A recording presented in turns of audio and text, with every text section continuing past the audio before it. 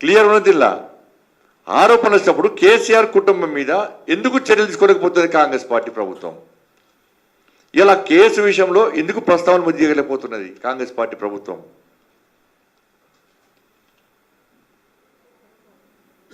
ఎందుకు నీరుగార్చే ప్రయత్నం చేస్తుంది కాంగ్రెస్ పార్టీ ప్రభుత్వం?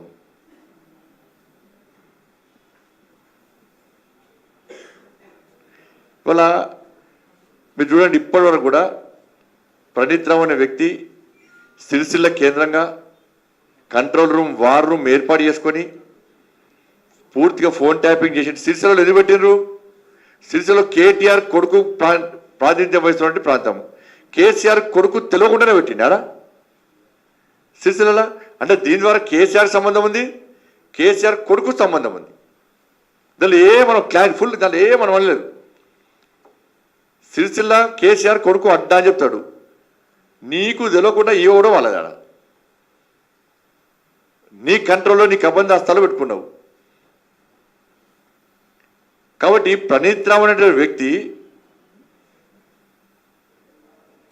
ఫోన్ ట్యాపింగ్ చేసిన తర్వాత, ప్రభుత్వాలు మారిన తర్వాత హార్డ్ డిస్కులు ఏవైతే ఉన్నాయో పూర్తిగా వైర్లు కట్టేసి హార్డ్ డిస్కులను పూర్తిగా ధ్వంసం చేసి 2 వీలర్ మీద పోయి మూసీ నదిలో పడేసినా అక్కడిక్కడ పడేసినా అన్నప్పుడు ఇలా కేసీఆర్ రాధాకిషన్ రావు గారు అనే స్టేట్మెంట్లో కేసీఆర్ పేరు ప్రస్తావించినప్పుడు మరి రాష్ట్ర ప్రభుత్వం కానీ అధికారులు కానీ ఈ విషయాన్ని, వాస్తవ విషయాన్ని ప్రజలకు ఎందుకు స్పష్టం చేయలేకపోతున్నది? ఇంతవరకు ప్రజలకు ఈ విషయాలను ఎందుకు వివరించలేకపోతున్నది? ప్రజల ముందు ఈ వాస్తవ విషయాలను ఎందుకు ఉంచలేకపోతున్నది? ఈ స్టేట్మెంట్ విషయంలో ఇంతవరకు రాష్ట్ర ప్రభుత్వం ఎందుకు ప్రస్తావించలేకపోతున్నది?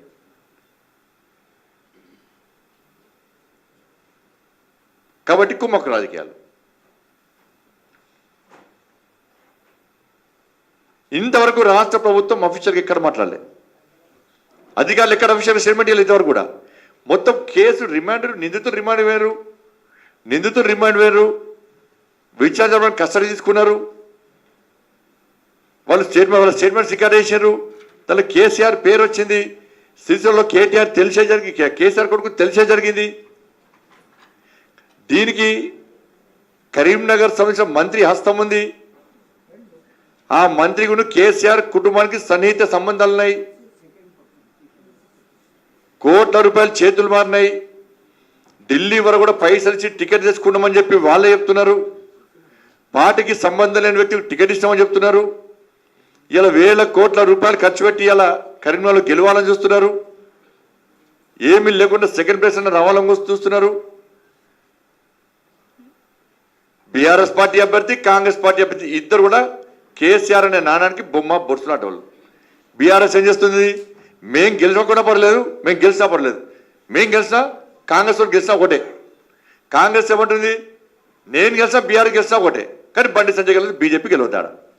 మేమిద్దరం ఇట్లా ఎవరు గెలిచినా కూడా రేపు ప్రభుత్వం మీద ఒత్తిడి తీసుకురావచ్చు. ఫోన్ ట్యాపింగ్ కేసు సంబంధించి దీన్ని మనకు సపోర్ట్ చేయొచ్చు, కేసు నీరు గారచ్చు అని చెప్పి ఒక ప్లాన్ ప్రకారం ఇది జరుగుతుంది. ఇది కేవలం కరీంనగర్తో సంబంధం, కరీంనగర్తో పాటు తెలంగాణ రాష్ట్ర వ్యాప్తంగా అనేక ప్రాంతాలకు ఈ ఫోన్ ట్యాపింగ్ కేసు ముడిపడి ఉంది. ప్రభాకర్ రావు అనే వ్యక్తి ఢిల్లీలో పాపం వాళ్ళ వియ్యంకుంటలేమో కాంగ్రెస్ పార్టీ అభ్యర్థి ఉంటాడు, ఢిల్లీలో మాత్రం వీళ్ళ కూతురింట్లో ప్రభాకర్ రావు ఉంటాడు. ఢిల్లీలో అయినా గల్లీలో అయినే.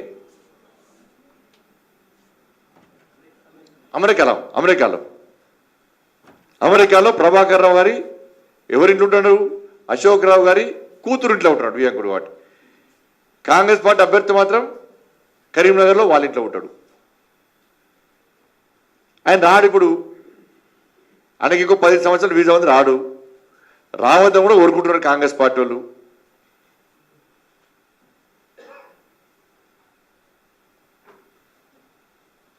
కానీ కరీంనగర్లో ఖర్చు కాంగ్రెస్ పార్టీ కార్యకర్తల నాయకులు కానీ ఇతర పార్టీలు కానీ కాంగ్రెస్ పార్టీ అంటే పైసలు తీసుకోవడానికి భయపడుతున్నారు. నీ అమ్మాయి ఫోన్ ట్యాపింగ్ కేసులు మళ్ళీ ఇవి ఎవరు పైసలు తీసుకుంటే మళ్ళీ నోటీస్ రాస్తారు. ఇప్పుడు ఎవరికి పైసలు ఇచ్చిన రికార్డు రాసుకోడా? ప్రభాకర్ లెక్కరు కదా, అశోక్ రావును ఎవరెవరికి పైసలు ఇచ్చినా లెక్క రాయడా? లెక్క రాసి చేస్తాడు. ఫలానా కార్పొరేటర్కి ఇంత ఇచ్చినా, ఫలానా కాంగ్రెస్ పార్టీ నాయకుడికి ఇంత ఇచ్చినా, ఫలానా వ్యక్తులకు వీళ్ళకి ఇంత ఇచ్చినా, ఈ ఏరియాలో ఇన్ని వంచిన పైసలు 500 రూపాయలు 1000 రూపాయలు వంచిన అని మొత్తం వస్తే 15 నోటీస్ వస్తాయి. అందుకే తీసుకోవడం భయపడుతున్నారు ఇప్పుడు. ఇక కాంగ్రెస్ పార్టీ ఇచ్చే పైసలు తీసుకుంటే ఏడకి ఫోన్ ట్యాపింగ్ కేసులు ఇస్తామని చెప్పి భయపడే పరిస్థితి కర్మలో ఉంది.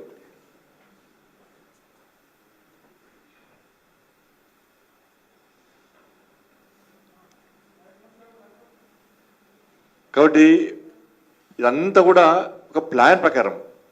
ఎందుకంటే 6 గ్యారెంటీల విషయంలో, ఫోన్ ట్యాపింగ్ విషయంలో ప్రజల లోపల చాలా సీరియస్గా చర్చ జరుగుతూ ఉన్నది.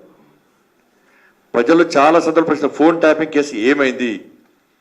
కేసీఆర్ కుటుంబానికి సంబంధించి కనీసం ఎవరిని కూడా ఇంతవరకు అరెస్ట్ చేస్తలేరు. ఇలా ఇంతవరకు ఎవరు తెలియదు, బయట సమాజం తెలియదు. రాధాకిషోర్ గారి స్టేట్మెంట్లో కేసీఆర్ పేరు ప్రస్తావించిన విషయం ఇంతవరకు బయట సమాజం తెలియదు. ప్రణీత్ అనే వ్యక్తి కేసీఆర్ కొడుకుతో సంబంధం ఉండే సిరిసిల్లలో అడ్డా పెట్టించి సిరిసిల్లలో వారం పెట్టుకున్న విషయం ఇంతవరకు బయట సమాజం తెలియదు. మరి ఇద్దరి మీద ఎందుకు ఇలా కనీసం 41 నోటీస్ ఇస్తలేరు? విచారణకు ఎందుకు ఇస్తారు? ఇక కేసు క్లోజ్, ఇక కేసు రాదు, బయట రాదు. ఇక మళ్ళీ నయం కేసు లెక్కనే, డ్రగ్స్ కేసు లెక్కనే, మియాపూర్ భూములకి ఆ కేసు లెక్కనే ఈ కేసు కేల్ కథం దుకాన్ బంద్ లెక్క అయిపోయింది పరిస్థితి. ఇది ఇయరిగా మళ్ళీ ఇప్పుడు ఫోన్ ట్యాపింగ్ తీసాం కదా, మరి కొత్త ఇష్యూ చేస్తారు. అందుకే ఇప్పుడు స్టార్ట్ చేశారు కదా. ఫోన్ ట్యాపింగ్ విషయంలో 6 గ్యారెంటీ విషయంలో ప్రజల్లో చర్చ జరుగుతుంటే ప్రభుత్వం మీద పూర్తి వ్యతిరేకత వస్తే అందుకే రిజర్వేషన్ అంశం ముందు వరకు వచ్చింది. రిజర్వేషన్ అంశం ముందు వరకు వచ్చారు. ఏ సంబంధమైన విషయాన్ని ముందు తీసుకొచ్చే ప్రయత్నం చేశారు. కాబట్టి కాంగ్రెస్ పార్టీ ప్రభుత్వానికి ఏ మాత్రం చిత్తశుద్ధి ఉన్నా కూడా కరీంనగర్లో కాంగ్రెస్ పార్టీ అభ్యర్థికి ఏ విధంగా టికెట్ వచ్చింది? ప్రభాకర్ రావు గారు మంత్రి ద్వారా ఇచ్చిన పైసలు ఎవరెవరికి ముట్టినాయి, ఎట్లా ముట్టినాయి? మంత్రికి కేసీఆర్ కుటుంబానికి ఉన్న సాన్నిధ్య సంబంధం ఏంది? ఇతర నాయకులకు సంబంధం ఏంది? ఇవాళ ప్రభాకర్ ఇచ్చే పైసలు ఢిల్లీ వరకు ముట్టినాయి అంటే మంత్రి ద్వారా, మరి ఢిల్లీ నాయకులకును కేసీఆర్ కుటుంబానికి సంబంధం ఉన్నట్టే కదా. అందరు కుబ్బకుబ్బు రాజకీయాలు కదా. ఇద్దరు బీజేపీని ఓడించడానికి మెజార్టీ సీట్లు బీజేపీ వస్తుంది కాబట్టిరా, మెజార్టీ సీట్లు రాకుండా అడ్డుకోవడానికి 2 పార్టీలు ఒకటే ఇవాళ. అయితే మీరైనా గెలవండి, అయితే మేమన్నా గెలిచాం, బీజేపీ మాత్రం గెలవద్దు. అందుకే మోడీ గారి మీద, బీజేపీ మీద, అభ్యర్థుల మీద అవాకులు చవాకులు అసభ్యంగా మాట్లాడడము, సంబంధం లేని విషయాలు మాట్లాడడము, ఏవో పేపర్ చూపెట్టి ఇదే పేపర్ అని చెప్పడం. కాబట్టి మీకు ఏమాత్రం చిత్తశుద్ధి ఉన్న కాంగ్రెస్ పార్టీ ప్రభుత్వానికి దీని మీద పూర్తి విచారణ రండి. పూర్తి విచారణ జరపాల్సిన బాధ్యత మీ మీద ఉంది. కాంగ్రెస్ పార్టీ కరీంనగర్లో పెట్టే ప్రతి పైసా వాళ్ళ నాయకుల టూర్ విషయంలో కానీ, ఇప్పుడు చేస్తున్న ఖర్చు విషయంలో కానీ, ఇచ్చి పుచ్చుకుంటున్న పైసల విషయంలో కానీ అన్నీ కూడా ప్రభాకర్ రావు గారు అమెరికా నుంచి పంపిన పైసలు. వీటి మీద కాంగ్రెస్ పార్టీ విచారణ జరపాలి. ఇది దేశ భద్రతకు ముడిపడినటువంటి అంశము ఫోన్ ట్యాపింగ్ అనేది.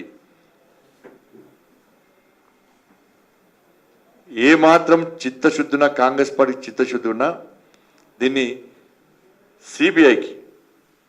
సిబిఐకి ఈ కేసును సిబిఐ విచారణ జరిపే విధంగా రాష్ట్ర ప్రభుత్వం కేంద్రాన్ని కోరాల్సినటువంటి అవసరం ఉంది. ఎన్ఐఏ కూడా కోరాల్సిన అవసరం ఉంది. రాష్ట్ర ప్రభుత్వం చిత్తశుద్ధి ఉంటే మాకేం సంబంధం లేదు ఫోన్ ట్యాపింగ్ కేసుతో అని మీరు భావిస్తే, ఎందుకంటే మీరు కేసులు క్లోజ్ చేసారు, నాకు తెలుసు మీకు. ఎందుకంటే కేంద్రంలో పైసలు పుట్టినాయి కాబట్టి, మంత్రి ద్వారా పైసలు పుట్టినాయి కాబట్టి అక్కడ కేంద్రం నుంచి ఒత్తిడి వస్తుంది. పాపం ముఖ్యమంత్రి గారికి ఆయన బాధితులు కాబట్టి ఆయన ఈ విషయంలో సీరియస్గా యాక్షన్ తీసుకోవాలన్నా ఉన్నా కూడా కాంగ్రెస్ పార్టీ నడుస్తుంది. ఢిల్లీ నుంచి ఏదేస్తే నడుస్తుంది, ఢిల్లీ పోయి పైసలు ఇస్తే ఏదంటే నడుస్తుంది. ఇప్పుడు ముఖ్యమంత్రి గారు తెలుసా ఇది? నేనే తెలియదు అనుకుంటున్నాను. అది ఇదే సఫర్ అయింది ఆయన, నేనే సఫర్ అయినది. ఇలా సిగ్గులేని కేసీఆర్ భార్యాభర్తల ఫోన్ కూడా ట్యాపింగ్ చేసినట్టే. ఏ మనిషి చేసి ఆ బతికేందో అర్థం తెలియదు. ఒక్క కేసీఆర్ అనే మూర్ఖుడు వల్ల కుటుంబం వల్ల ఇంత నాశనం అయితే దాన్ని అడ్డుకొని దాని నుంచి ప్రజలను కాపాల్సిన కాంగ్రెస్ పార్టీ ప్రభుత్వం తిరిగి కేసీఆర్తో దోస్తాన్ చేసి కేసీఆర్ కుటుంబ సభ్యులతో దోస్తాన్ చేసి వాళ్ళకే వత్తాసు వాళ్ళకి మళ్ళీ అదే పందాన్ని కొనసాగిస్తుంటే తెలంగాణ రాష్ట్ర ప్రజలు ఏ విధంగా బతుకుతారు ఇవాళ, ఏ విధంగా స్వేచ్ఛగా బతుకుతారు? అంటే ఇప్పుడు కూడా ఫోన్ ట్యాపింగ్ జరుగుతుంది అని అంటే ఇప్పుడు కూడా ఇంకా అనుమానాలు వస్తున్నాయి. ఇప్పటికీ ఫోన్ ట్యాపింగ్ జరుగుతున్నట్టే మళ్ళీ స్టార్ట్ అయింది. చాలా మంది అధికారులు ఫోన్ మాట్లాడలేరు. మేము ఫోన్ చేస్తే సార్ ఫేస్ టైం సార్ అంటున్నారు, సార్ వాట్సాప్ కాల్ చేసి సార్ అంటున్నారు. ఇప్పుడు పక్కన కడిగేస్తున్నారు అంటే ఇంకా నడుస్తుంది. ఇంకా మరి కాంగ్రెస్ పార్టీ నాయకులు ఎంతమంది ట్యాప్ చేస్తారు, మరి ఎంతమంది మంత్రులు ట్యాపింగ్ చేస్తారు ఫోన్? కానీ చిత్తశుద్ధి ఉంటే మీరు సిబిఐ విచారణ జరపాలని చెప్పి రాష్ట్ర ప్రభుత్వం కోరాల్సిన బాధ్యత ఉంది. లేకుంటే ఈ ఫోన్ ట్యాపింగ్తో మీకు సంబంధాలు ఉన్నట్టే. మీరు ఈ కుమ్మక్కు పార్టీకి చేస్తే ప్రజలు హర్షించరు, మిమ్మల్ని సమర్థించరు. ఇలా నరేంద్ర మోడీ గారి ప్రభుత్వం ఏంది, దేశానికి ప్రధానమంత్రి ఎవరు కావాలి, పేద ప్రజల గురించి ఆలోచించేది ఎవరు దేశంలో సంక్షేమ పథకాలు అమలు చేస్తున్నారు, ఎవరు తెలంగాణ రాష్ట్ర అభివృద్ధి సహకరిస్తున్నారు, అన్ని విషయాలు కూడా ప్రజలకు తెలుసు. కాబట్టి మీరు ఏం చేసినా కూడా ఇవాళ తెలంగాణ రాష్ట్రంలో మెజార్టీ సీట్లు సాధించేది భారతీయ జనతా పార్టీ. ధన్యవాదాలు. పైసలు ఇచ్చేది ఆయనే, ఇక టికెట్ ఇప్పాడా? ఓన్లీ కరీంనగర్ కాదు, విచారణ చెప్తే ఇతర ప్రాంతాల్లో కొంతమంది అభ్యర్థులు పైసలు ఇచ్చేది బయటపడుతుంది. ఓన్లీ కరీంనగర్ కూడా కాదు, ఇంకా కరీంనగర్తో పాటు ఇతర ప్రాంతాలు కూడా. కరీంనగర్ నేను కాబట్టి తెలుసుకుంటే బయటపడినా.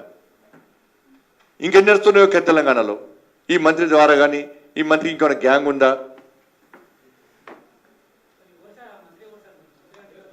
తెలుసు, మీకు కూడా తెలుసు. క్లారిటీ వచ్చేసింది, క్లారిటీ వచ్చింది, వాళ్ళకి తెలుసుకోవాలి సార్. ఒక మంత్రి ఉన్నాడు, ఒక మంత్రి కూడా మంత్రి గ్యాంగ్ అది విచారిస్తే బయటపడుతుంది. అదిగా సిబిఐకి ఏమంటున్నాం కదా, ఎవరు విచారిస్తే బయటపడుతుంది కదా. అన్ని నేను చూపెట్టాక వాళ్ళకి ఇంకా ఏ గవర్నమెంట్, అందుకే సిబిఐకి ఏమంటున్నాను నేను. బయట ఆధార్ సిబిఐ మొత్తం ఆధార్ సేకరిస్తుంది కదా. నువ్వు సిబిఐకి ఇస్తే నేను కూడా ఆధార్ సిబిఐకి ఇస్తా.